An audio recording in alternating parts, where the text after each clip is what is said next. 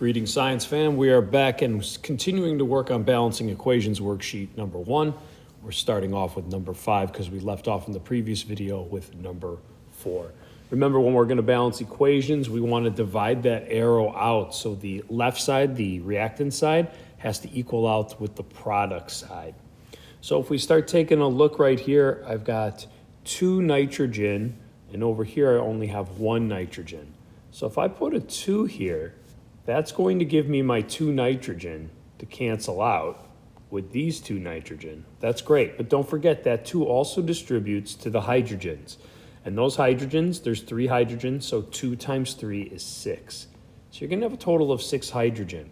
Now I need 6 hydrogen over on this side of the arrow. So since I already have 2 hydrogen, I'm going to need to do 3 times 2 hydrogen to get those 6. Now that I have that though, I'm balanced out. I have 2 nitrogen on both sides and 6 hydrogen on both sides. So everything is balanced out. If I take a look at number 6, let me do a different color here just to divide out. All right, that arrow divides my reactants and product side. And I'm looking around and, well, it looks like hydrogen's all by itself. So I'm gonna leave hydrogen to balance for last, actually. I think that would be better. So if I look, I have 4 oxygen over here and only 1 oxygen over here. So I'm gonna put a 4 there. By putting a 4 there, I'm gonna get my 4 oxygen, which will balance out with my 4 oxygen. But don't forget that 4 also distributes to that hydrogen. So I end up with 8 hydrogen over here. Now I could balance the hydrogen out right away, but I'm gonna actually leave it for the end because, as I said, the hydrogen's all by itself. But if we look at this first one, in the product side, there's 3 irons. Is there a way I can make this 3 irons? Absolutely. Just drop my coefficient in there of 3. Now I have 3 irons. So looking at that, my irons are canceled, my oxygens are canceled. The only thing that's left are my hydrogens. So let's go ahead and take care of that. If I need 8 hydrogens, I'm going to have to do 4 times 2 because 4 times 2 will give me 8 hydrogens. And those 8 hydrogens will now officially cancel out both sides. So my answer ends up being coefficients 3, 4, blank, or you can leave that as a 1, 4. Very good. Let's move up to question number 7. We have our arrow, which is our divider line. And it looks like we've got phosphorus and oxygens to balance out. There's 4 phosphorus over here. And there's already 4 phosphorus over here. So those look balanced. I've got 2 oxygen over here and 10 oxygen over here. So it looks like I'm gonna need to balance out those 10 oxygens. To do that, I just need to multiply by 5. 5 times 2 oxygens will give me 10 oxygens.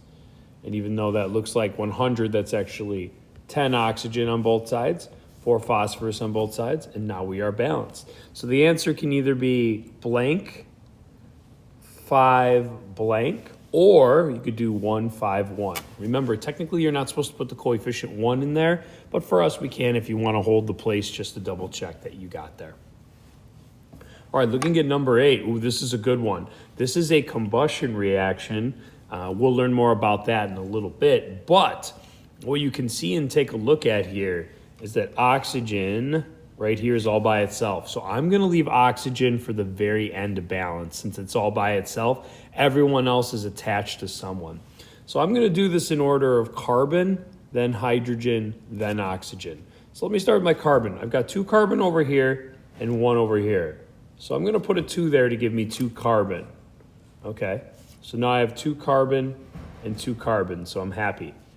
Don't forget though, that 2 over there also gave me 2 times 2 oxygen.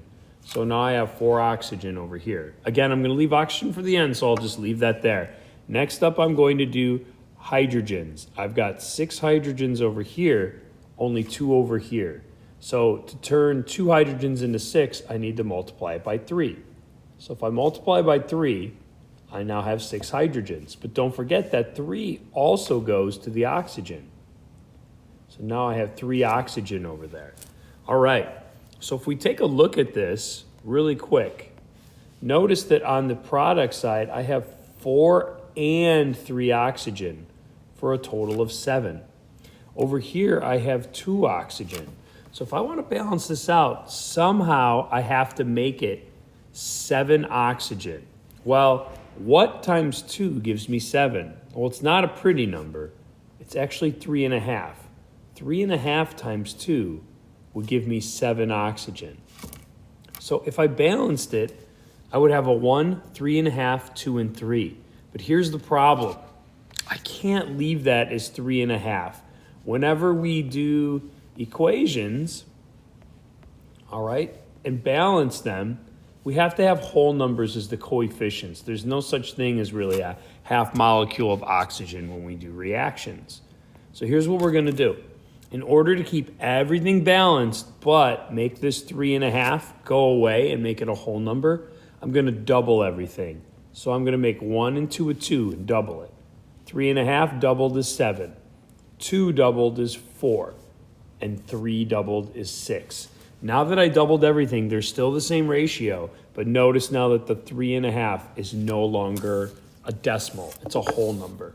So the final answer ends up being 2, 7, 4, and 6. So if you ever find yourself balancing and you have a half, the little trick is to go ahead, use the half, balance it out, then just double everything for the coefficients at the end, and you've got your balanced equation. All right, nice job. That was a tough one. Let's rock our last 2 out here. Number 9, we've got silicon and chlorine. Ooh, I like these because silicon and chlorine are by themselves, which means when you change their coefficient, they're not affecting other ones. So let's knock it out. 1 silicon is on the left-hand side or the reactant side. 1 silicon over here. So those guys are balanced. 4 chlorines over here, and I've got 2 chlorines over here. So all I have to do is make this 2 chlorine. 2 times 2 will now make it 4 chlorine, which I like because silicons and chlorines will cancel out. So this one ended up being a 1, 1, 2 or blank, blank 2 when you balance it out. Last but not least, let's take a look at this one. Carbon and hydrogen coming together to form methane. All right. I've got 2 hydrogen over here and 4 hydrogen over here. So it looks like I'm going to need a 2 here to make it 4.